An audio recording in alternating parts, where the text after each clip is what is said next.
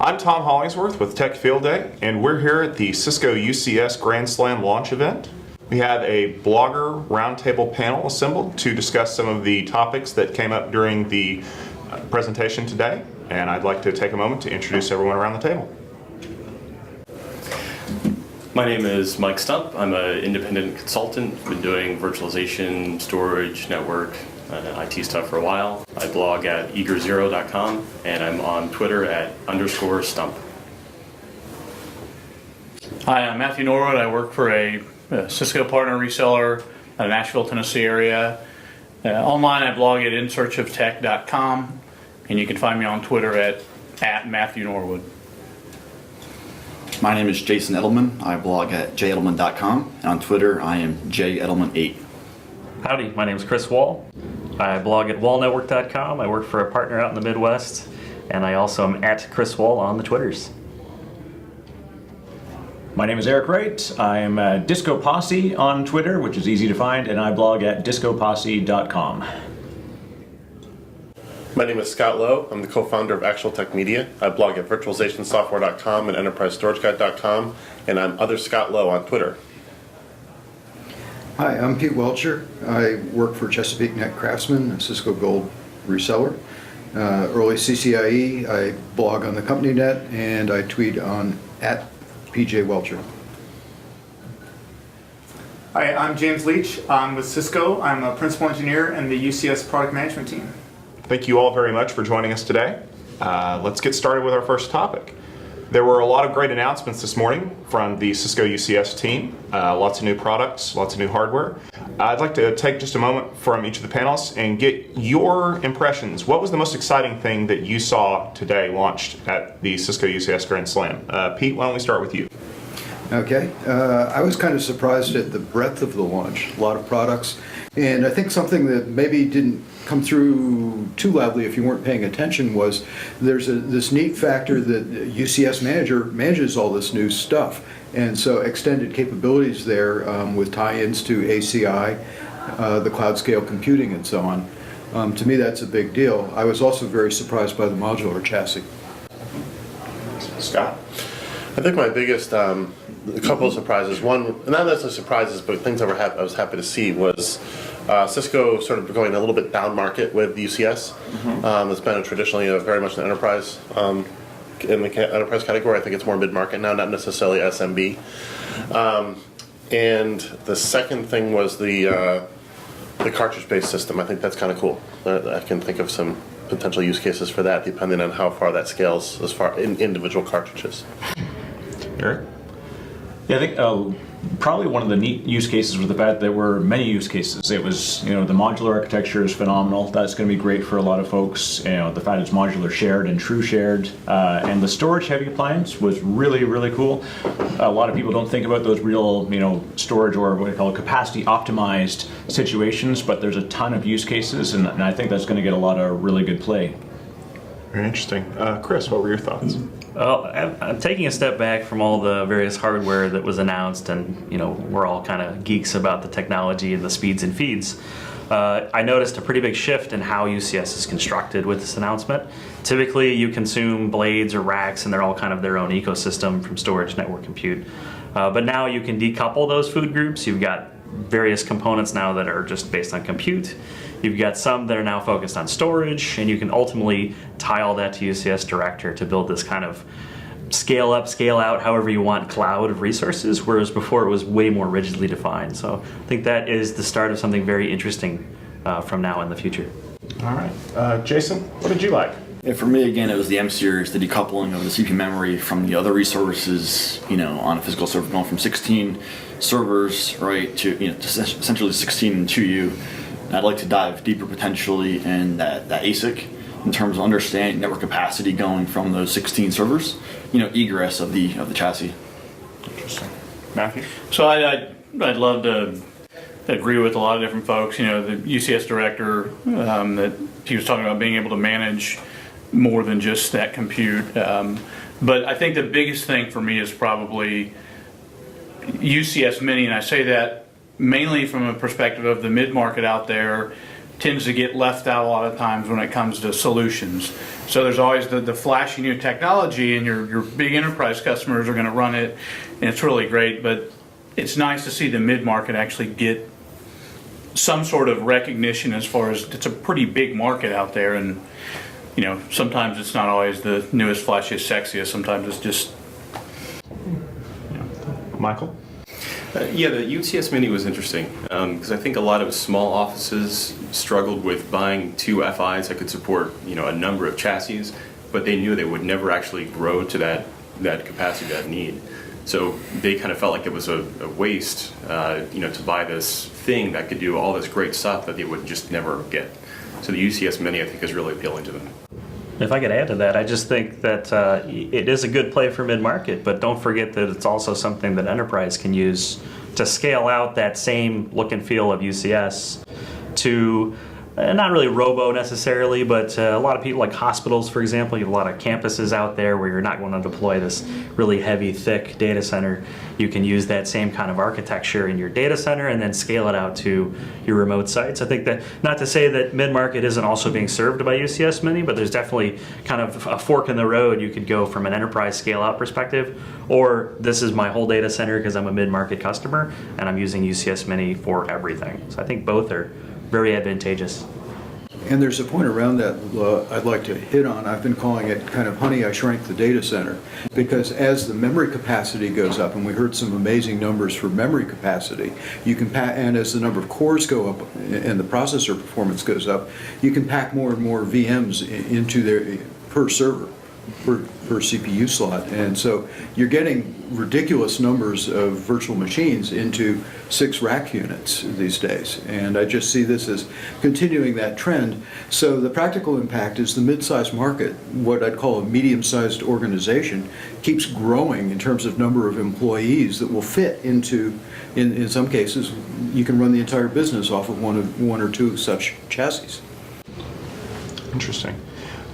One of the things that the panel's already kind of hinted at that I would like to delve in a little bit more is use cases. Now, obviously, these solutions have a very broad appeal to mid-market and possibly even further down from there. But what kind of these use cases do you envision for this? I know that during the presentation they talked a lot about virtualization and containers, applications. I'd like to get your thoughts on that. Michael, why don't we start with you? Sure. So the bulk of my work is spent doing consulting in the public sector. So I see a lot of, obviously a lot of federal business, and they tend to lag behind.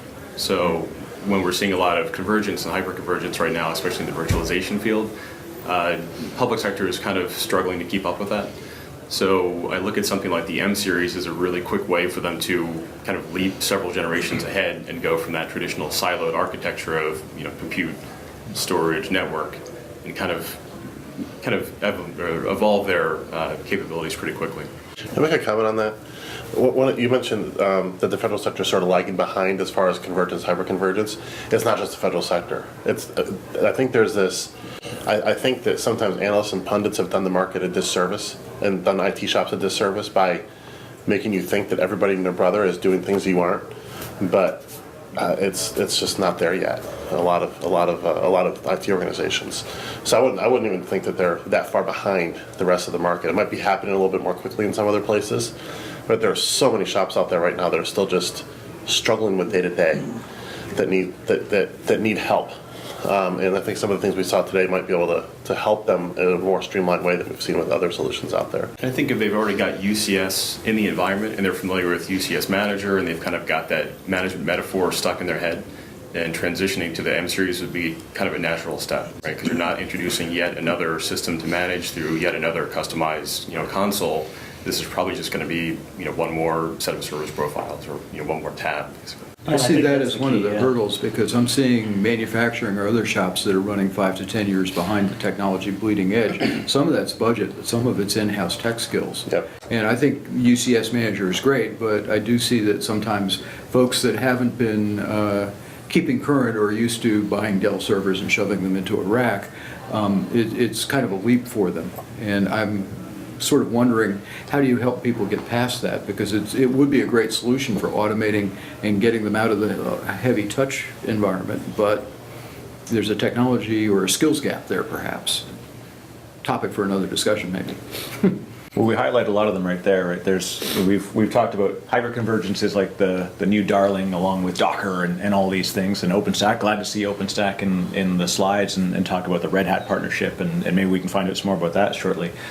But there is a ton of people that are in these other use cases. Like so, the idea of like pure linear scaling of compute, storage, network capacity all at once is great, but there's a lot of places that aren't mapping against that right now. Right. And there also are a lot of folks that are dabbling with the idea of it, or maybe they're having some hyperconverged infrastructure as a part of their overall offering internally. It's no longer, I'm going to go all Cisco, and then I'm going to shed my Cisco, and I'm going to go all IBM. We have 4 types of storage in our data center now. We have 4 types of compute. This is nice because you can have 4 types of Cisco UCS compute in one, single managed platform, and there's that comfort with it. Like you said, if people are already all in with it, on the Cisco side, or at least partially in, it's easy to think of like, well, let's just bump up our commitment with the Cisco gear and kind of get all those wins in one spot. Anyone else have thoughts on use cases? So I've got, and again, forgive me, I'm primarily a networking guy, and so it may seem... We forgive you. It may seem like heresy, but I'm thinking of these, these basically the cartridges with proc and memory and sharing storage and other stuff. Primarily we deal with healthcare where I'm at. I mean, that is Nashville. It's hospital ownership companies, things of that nature. So a lot of times you have a lot of different applications that vendors put stipulations on. Well, that needs to be on its own server. We don't support it virtualized. And the years I spent in banking, it was the same way with all these different apps. And so I think, if I can find a way to get all these dedicated servers, which I'm just going to keep as physical, and I don't really need a whole lot of horsepower, I just need a separate box to run this particular application, and don't need a ton of storage and things of that nature. But I don't want to slather 1U servers all over a data center and eat up all the space. If I can just compress it down and meet the requirements and be done with it, and manage it from one spot, with everything else, with all my other, hardcore virtualized boxes and all the other resources, then I think that's a good thing. Yeah, absolutely. The other thing I was thinking about with the mini product is, if you look, it does have the ability to tie storage directly to it, using the appliance architecture. And that's existed with the 6200 FIs since the day of dawn. But now with the 6300, I'm thinking you could have in a mid-market customer that typically doesn't have a lot of 10 gig, doesn't have a very robust core, they might not even be running Nexus, it may still be Catalyst stuff, where pretty much once you hit that chassis with its 6300 FIs on it, storage is just kind of being served directly from the appliance. The virtual machines or bare metal or whatever it may be is consuming that storage locally. It's all getting the benefit of that 10 or 40 or 20 gig, whatever the connectivity is, to whatever that local storage is. And then that saves you a lot of money because you're not having to refresh their campus network or core network or whatever it may be. And you're still getting a lot of the benefits within that kind of little ecosystem. And it also reduces a lot of complexity because you don't normally have an army of network storage and compute dudes or gals. At a mid-market, you might be wearing multiple hats. So you can just say, all right, I put it all together and I'm consuming it as a pod or as a rack or across your racks, whatever it may be. So I think there's some interesting ways that you can consume the mini product outside of just robo type stuff. I'd like to follow up on that because I see sort of 2 diverging models for what vendors are pitching. There's some with the hyperconvergence where you do scale out by buying your compute and storage and doing the VMware vSAN or whatever across as you add chassis. And then there are others, and what I like about the disaggregation is you're not buying sort of fixed units of storage and fixed units of CPU and RAM. You can add the CPU and RAM, or you can add the storage and have different ratios depending on what your application needs. Another thing the use case has brought out for me, which I think is lurking there, but maybe this is restating the obvious, maybe not. I think it's an important thing, is there's also a split in where Cisco's taking these products, as I see it, because you're getting the more and more powerful M-series servers where you can pack in a lot of VMs and you have a very powerful CPU and a lot of memory.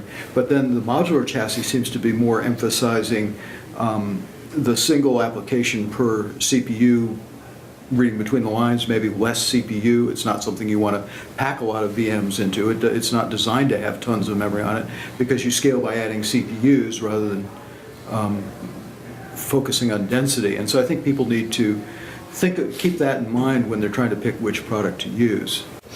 I've been trying to kind of keep quiet because this is great information. I'm glad to hear how the messaging that we've been working on is seeping back through. I think you guys are all hitting it, dead on. A couple of things that I would just say that we've tried to emphasize that the application is dictating the use case here. In the case of the M series, we were focused on those applications that really sit at a higher level. Very different than the traditional enterprise app, where we've modularized so that we can granularize those modules, and you can add them in the scale that you need. So you can scale one subsystem, without having to scale every subsystem around it. That's a key.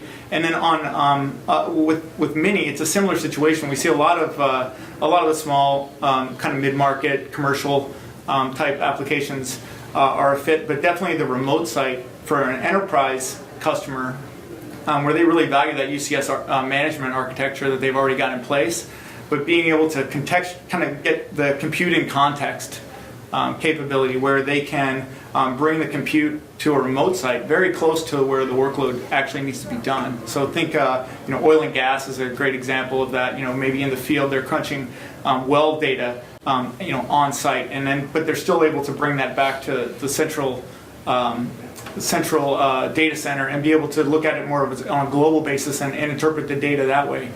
So we're trying to really let the application dictate it, but I think you guys have hit the big use cases and right on. And I would say that for both of these products, or all of the products we announced today, they're really the starts of families of products. Whether it's the capacity optimized server, the Mini, or the M series, we have a pretty robust roadmap going forward, and hopefully you'll see more of those features and capabilities really come out as we move forward.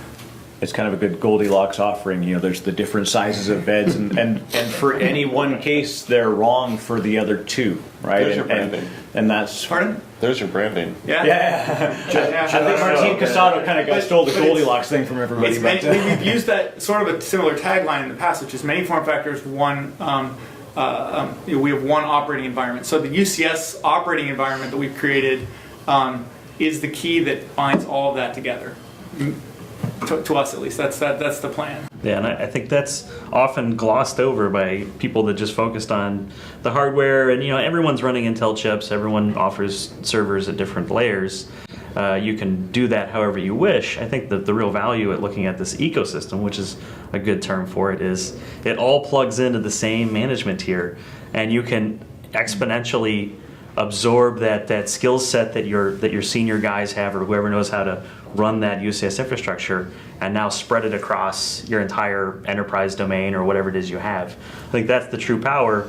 You could go with pizza boxes and manage them as islands or something like that, or you can plug them all in together and manage them through policy, and that's what we're all trying to do anyways, right? Use policy, some kind of API system, to have this global reaching configuration where it doesn't really matter if it's a rack or a blade or any of the new toys that were featured today. They all plug into the same system. They all kind of look, feel, and smell the same way from a management perspective, and that's really the key. If you can't manage it, or if it's difficult to manage, there's huge OpEx that are just glossed over when people are looking at the bill of materials of what I have to buy. So that's the biggest thing I think for the announcement for me in looking at use case, is saying I can use all these things for my different use cases, but I don't have to manage them in a completely different way.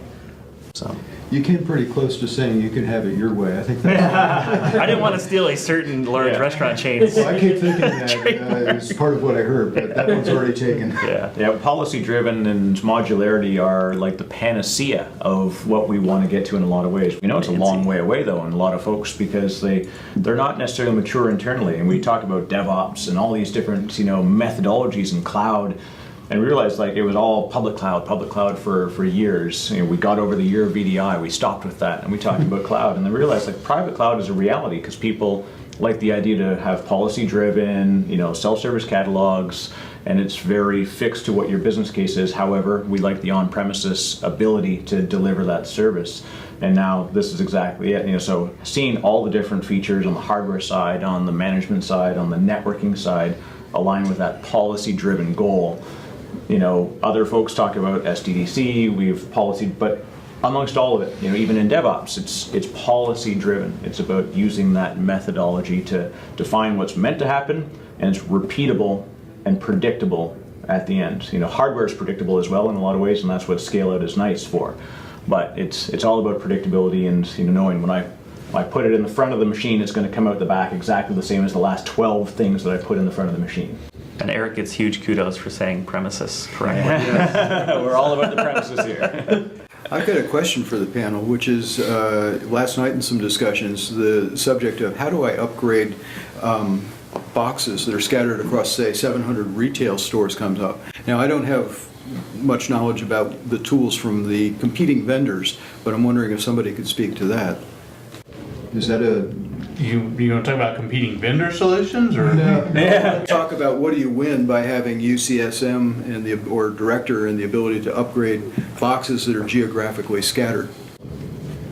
Well, having done it for a number of clients, the advantage is that I'm completely remote, so I've done a number of upgrades in Europe and Asia and such, and I'm in Chicago. So you get that factor. I mean, you just factor in travel and having to have someone local. There's that, but there's also the fact that you get a lot of, in my mind, you get a lot of visibility into the end-to-end stack, what everything's running, what it should be running. I know in either 2.1 or 2.2 of UCS Manager, they introduced the kind of the auto update, which makes it brainless, where, to be fair, in the beginning it was kind of manual and you had to watch the videos and you'd want to do it once or twice before you were comfortable with it. Now it's really upload some bundles, push the go button, and it says, I'm going to do this, go back and get a coffee or eat a pizza or something, and I'll let you know when you need to reboot the blades. So you don't have somebody RDPing in one by one, or... No, it's all kind of a domain, Yeah. It all looks like a thing. So it's automated very nicely. Yeah. They've done a pretty good job at automating the actual process to get it upgraded as well. And I think that might be a really good example of where you can take this in a tangential way. I used to work for a managed services VAR, and we were responsible for managing a large number of disparate servers, not just across locations, but across customers. So the servers that were on the west side of the state didn't belong to the people who ran the school on the east side of the state. But having the ability to tie all of that equipment back to a central repository, even if all we ever did was push down a firmware update or monitor the system to make sure that one of the cooling fans wasn't going out, not that we were doing service profile deployment, some of the more advanced features of UCS Manager, that was a service that we could resell to our customers. Say, hey, we're going to let you know when it threw a hard drive or something like that, and we can proactively fix that problem so it doesn't become an issue and your student information database goes poof in the middle of the night. I think that not having to truck roll to fix a problem and it takes 3.5 hours to get there is a massive advantage for a customer that's the mid to small market, and that truck roll is their entire budget for IT calls for the month. I'd also like just to add that another thing I think is a huge benefit is that the upgrade components are just built into the system. It's not a separate island of server, compute, whatever workload that you have to install and then discover everything. It's just, you literally go to the firmware upgrade tab within Manager and say, I want to upgrade code. And so, I've worked with other systems where you have to deploy a server farm and database and all this kind of stuff to go out and discover all the different compute nodes and pull back data through various out-of-band management. And the fact that that doesn't exist with UCS, you don't have to do that, it's just integrated in the product, I think is a leading example to other folks that are looking to do firmware and driver management. So it's policy-based rather than procedural, where you're saying upgrade these, upgrade those. You can do it either way. Yeah. They give you the choice of how you want to do it, but most customers and myself personally, I do build the package, I do build the policy that gets applied to the system, and then based on what they're looking to do, execute on it. All right, one other topic that I wanted to bring up from Twitter was about the announcement of a lot of partnerships that Cisco is going to be putting forward with UCS, not just from a virtualization perspective, but other virtualization vendors like Red Hat and Docker, and containerizing apps as opposed to virtualizing them. Where do you think that that's going with using UCS as a platform for other virtualization and containerization software? Do you think that UCS gives you advantages there? Again, it's the predictability. It's a very sort of lather, rinse, repeat. I like the idea of the introduction of the bare metal aspect of it. It's not necessarily cloud service providers. That's a great use case, and there's going to be a lot of folks that do that. But at the same time, there's a lot of large internal organizations that have the ability to take that, and they want that raw performance. When you get into Docker implementations, Docker lives and loves bare metal. There's a natural overhead that goes along with it, which is getting attacked by better development that's going on. The fact that OpenStack is now 4.5 years old, and it's becoming a common thing on the tongue of off the lips of a CIO. People are saying it, and they're saying, let's actively look into it.